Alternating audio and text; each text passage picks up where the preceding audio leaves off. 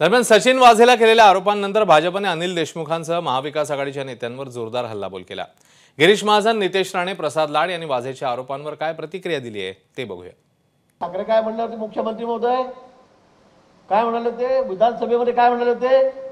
तुम्ही वाजे काय करताय? तो का लादे नाही का? हे म्हणणारे कोण होते? हे उद्धव ठाकरे होते, मुख्यमंत्री होते। मग तुम्ही त्यांचे एवढे लाड केलेले, त्यांना पुन्हा नोकरीत घेतलं, तो का लादे नाही का? हे स्टेटमेंट तुम्ही केलं आणि आता तोच तुमच्या विरोधामध्ये बोलतोय, तेच तुमच्याबद्दल सांगतायत। मग आता का खोटं वाटतंय तुम्हाला? वाजे जे म्हणले की यांची नार्को टेस्ट करा, माझी करा, यांची करा, हे अतिशय सत्य आहे। सगळ्या चौकशामध्ये सापडतोय आणि म्हणून मग आता काहीतरी बोंबा करा, देवेंद्रजीची बदनामी करा, हा प्रकार या ठिकाणी चाललेला आहे।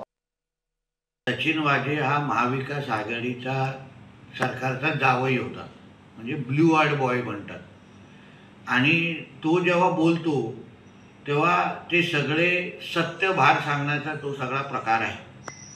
आता काचेच्या घरात राहणाऱ्या लोकांनी अन्य लोकांवर दगड मारू नये हे आज सकाळी अनिल देशमुखांना कळलं असेल। आज न तर उद्या सचिन वाझे असंच बोलत राहिला तर अनिल देशमुखजी आणि महाविकास आघाडीचे किती नेते परत आर्थरोड जेलमध्ये आपल्याला दिसतील ह्याचा हिशोबच नाही।